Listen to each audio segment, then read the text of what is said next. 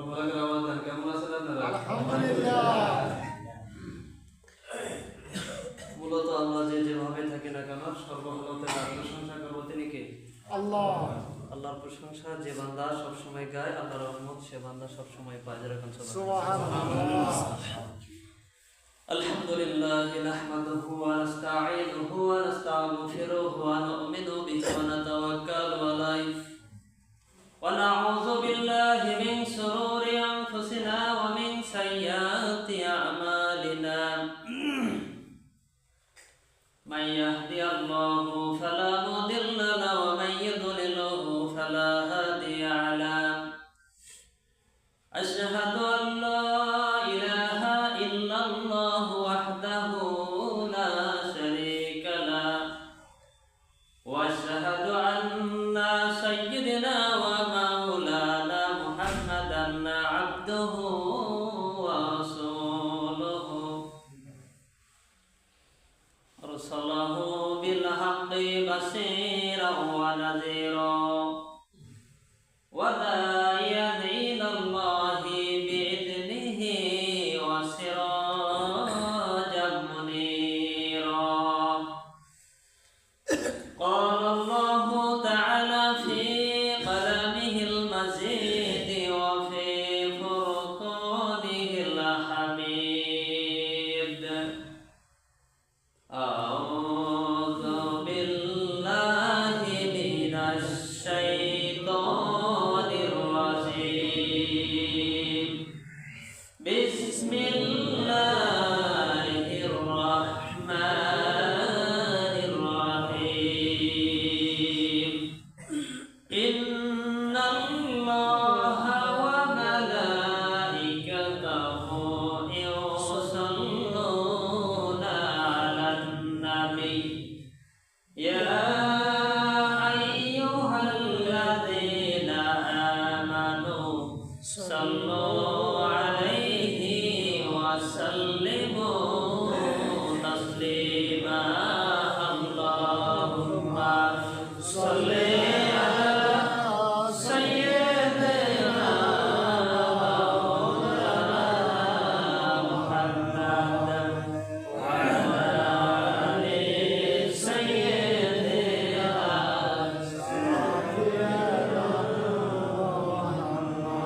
خير لنا قيامة আমাদেরকে সারিয়া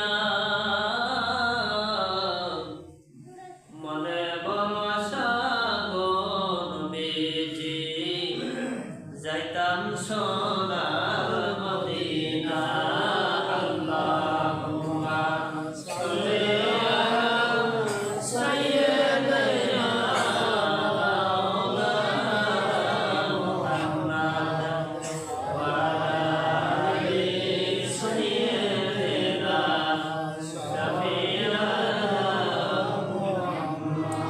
আলহামদুলিল্লাহ।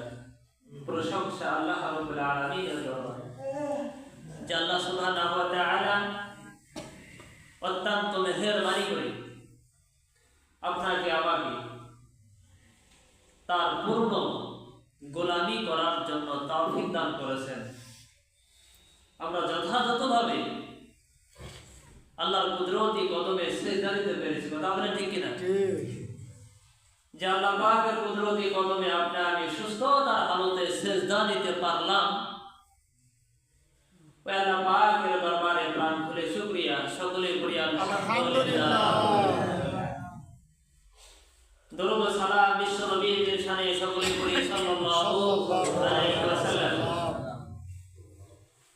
আজকে সময় সম্পর্কে ঘোষণা করা হয়েছে অত্যন্ত একটা মূল্যবান সময়, নেয়ামতপূর্ণ সময়, বরকতে ভরা সময়। যেরকম সুবহানাল্লাহ। যে সময় সম্পর্কে আরো বলা হয়েছে বান্দা প্রত্যেকটা মুহূর্তের গুনাহগুলি মাফ করা। সুবহানাল্লাহ। আজকে আমরা বছর ঘুরে এই সময় যে পেয়েছি এটাই তো আপনার আমার জন্য বড় নিয়ামত। কথা বলে ঠিক কিনা?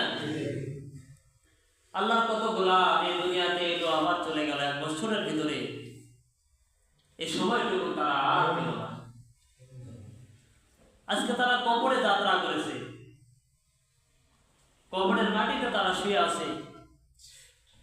আপনি আমি সেই কবরে না ঘুমাই এখনো যে জিন্দা আছি, সুস্থ আছি, কথা শুনতেছি, বলতেছি, এইটা একটা আল্লাহর চূড়ান্ত দয়া। কথা বলে ঠিক না? আজকে এই সমাজে আল্লাহর কত গোলাম আছে আর এই শিক্ষাকে পছন্দ করে না, আছে না নাই? কোরআন শিক্ষা প্রতিষ্ঠা হোক এটা চায় না। বাবা প্রাইমারি স্কুল মাস্টার মোহাম্মদ ইসলাম হোসেন, তার সন্তান আপনাদের কাছে যে কোরআনের চমক দিল, ভালো লাগছে তো? ভালো লাগছে তো? বাবা প্রাইমারি স্কুলের মাস্টার হলে হবে কি, তার সন্তানকে আগামী দিনের জন্য হাফেজ হওয়ার চেষ্টায় আছে। আল্লাহ কবুল করুন, করেন না আমিন, করেন না আমিন। ওনার মতন তাদের কলিজার টুকরা সন্তানগুলোকে হাফেজ বানাইতে চায়, কোরআনের ছাত্র বানাইতে চায়। আল্লাহ পাক যেন সকলকে কবুল করে একজন পিতার মনের আশাগুলিকে যেন পূর্ণ করে দেয়। আল্লাহ পাক একটা সন্তানকে যেন চিহ্নিত বাবা, চিহ্নিত সন্তান হাফেজ হিসাবে কবুল করে আল্লাহ পাক যেন এই তৌফিক দান করে সকলকে। আল্লাহুম্মা আমিন। একটা সন্তান যখন ছোটবেলায় মায়ের দুধ খায়, এই সন্তানের আদরের শেষ থাকে না। কথা বলেন ঠিক কিনা? কেন আদরের শেষ থাকে না? এই সন্তান এখনো কোনো বড় ধরনের কথা কাউকে বলতে শিখে নাই। এই সন্তান এখনো মা বাবা দুইজনের সঙ্গেই কোনো খারাপ আচরণ করতে শিখে নাই।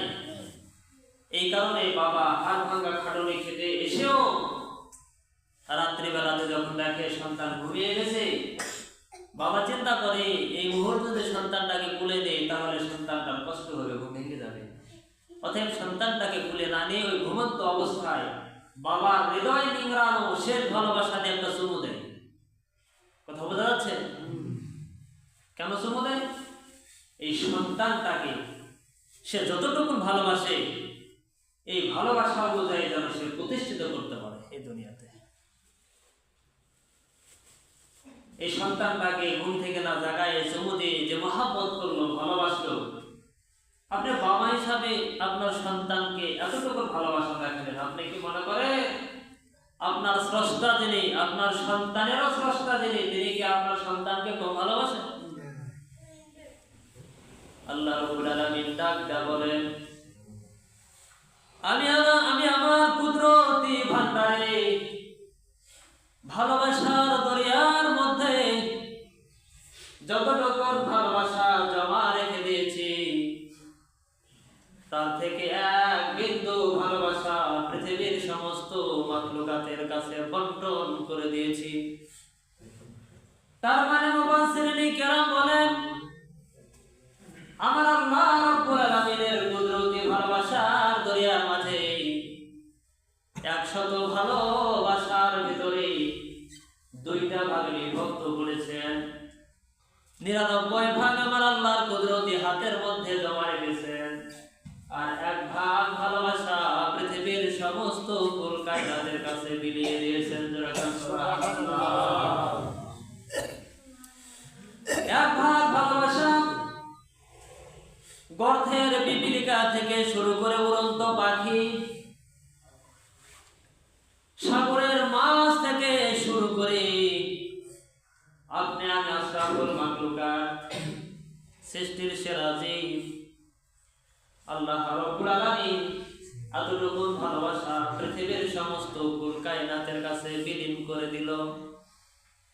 এই ভালোবাসার টুকুন হিসাব করলে দেখা যায় অনুকণার মতো ভালোবাসা আপনি আমি পেয়েছি, যে অনুকণা কখনোই খালি চোখে দেখা যায় না। এত ক্ষুদ্র ভালোবাসা পেয়ে যদি আপনার সন্তানের জন্য আপনি এত মরিয়া হয়ে ওঠেন, এতটুকু ভালোবাসার কারণে যদি একটা উড়ন্ত পাখি তার সন্তানের জন্য বন জঙ্গল থেকে উড়িয়া উড়িয়া খাবার সংগ্রহ করে সন্তানের মুখে খাবার তুলে দিতে পারে, তাহলে যে আল্লাহর হাতে 99টা ভাগ ভালোবাসা রেখে দিয়েছেন, ওই আল্লাহর ভালোবাসা কি আপনার আমার চাইতে কম নাকি?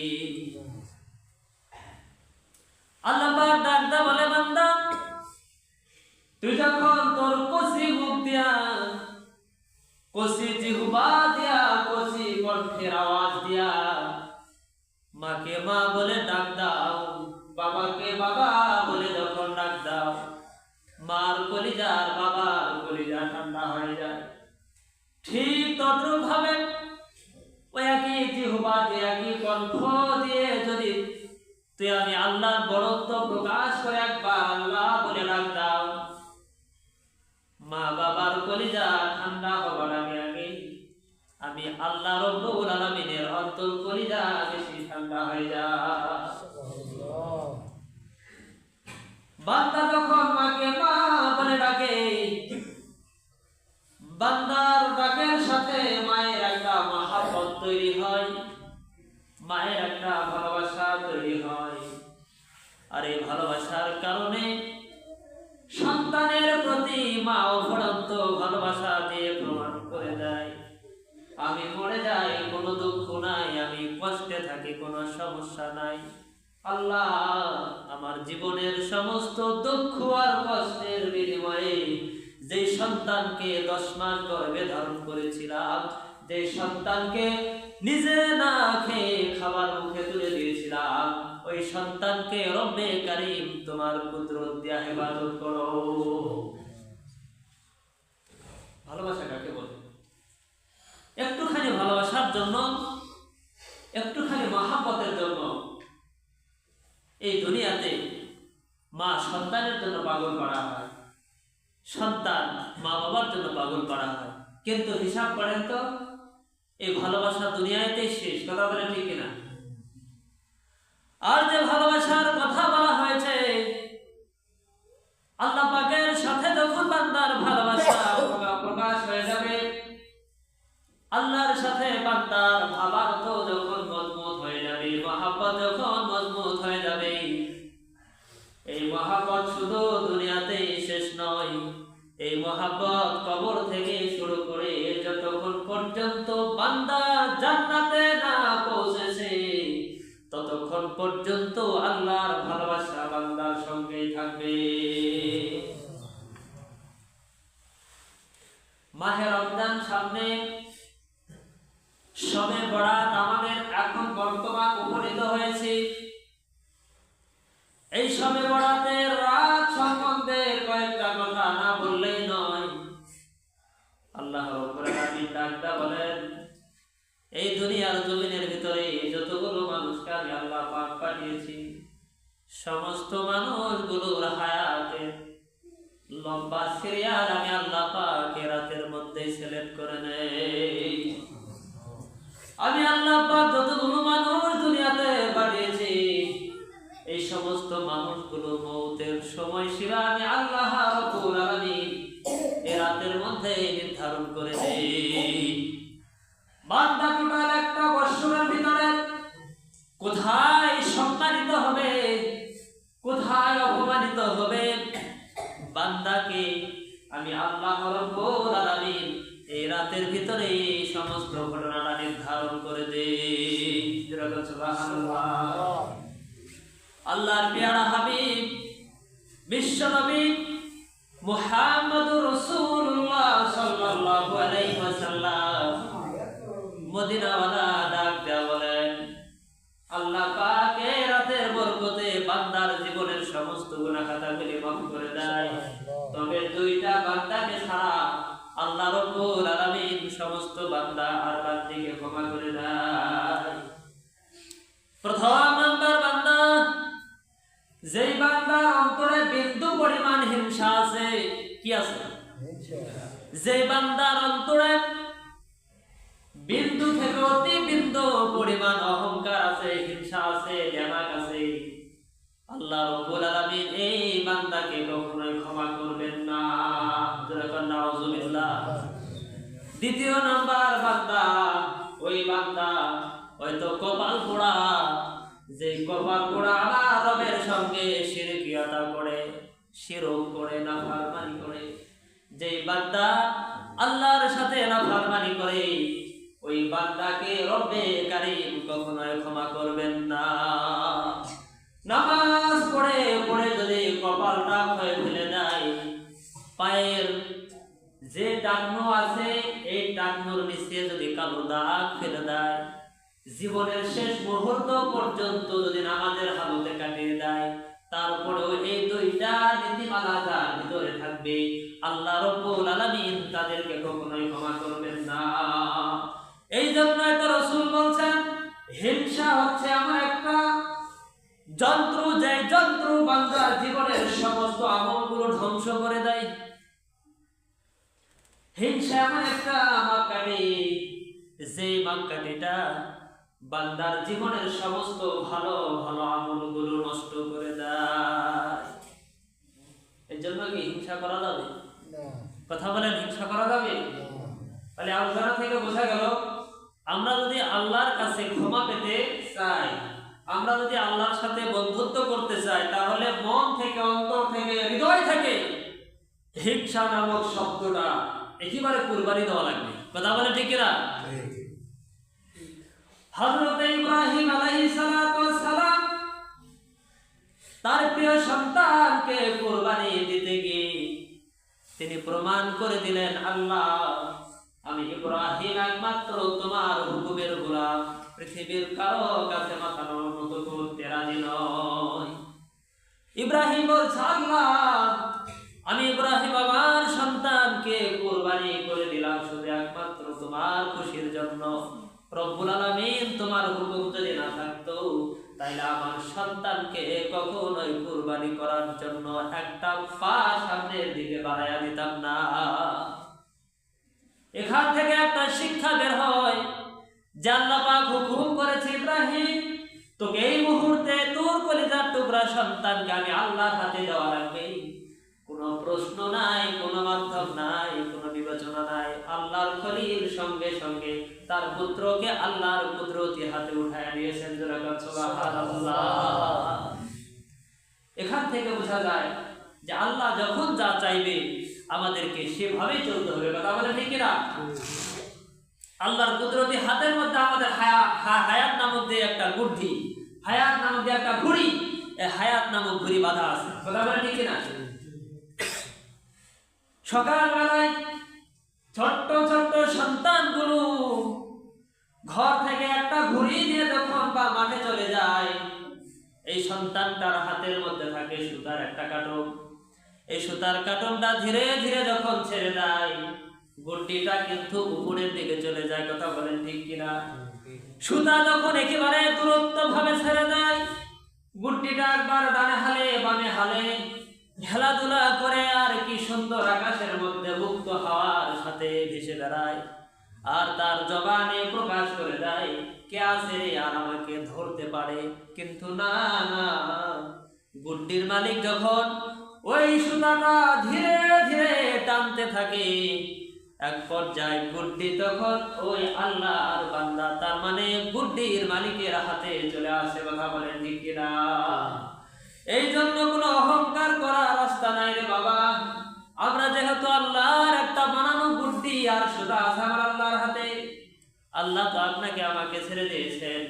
আমরা যতই চাই এই দুনিয়া ছেড়ে যাব না, আমরা যতই চাই কারো কাছে মাথা নত করব না, কিন্তু দেখা যাবে যেই সময় আমার আল্লাহ রাব্বুল আলামিন আপনার আমার ওই বুদ্ধি নামক সুতা ধরে যখন টান দেবেন, আপনি হয় রাতে থাকেন, দিনে থাকেন, সকালে থাকেন অথবা দুপুরে থাকেন, না রাত না দিন, না সকাল না দুপুর না বিকাল, কোন সময়ের তোয়াক্কা নাই। আল্লাহ যখনই সুতা ধরে টান দিবেন, তখনই আল্লাহর হাতে চলে যাওয়া লাগবে। কথা বলে ঠিক কিনা? এই যে শবে বরাত আপনাকে আমাকে একটা ধাক্কা দিতেছে, কঠিন ধাক্কা, যে হে আল্লাহর গোলাম, তোর আর কোনো ভণ্ডামি করার সুযোগ নাই। আমি শবে বরাত তোকে সাবধান করে দিলাম, রেডি হয়ে যা, সামনে রমজান। আমি শবে বরাত তোকে ঘোষণা করলাম, ডানে বামে কার কথা শোনার টাইম নাই, তোর হায়াতে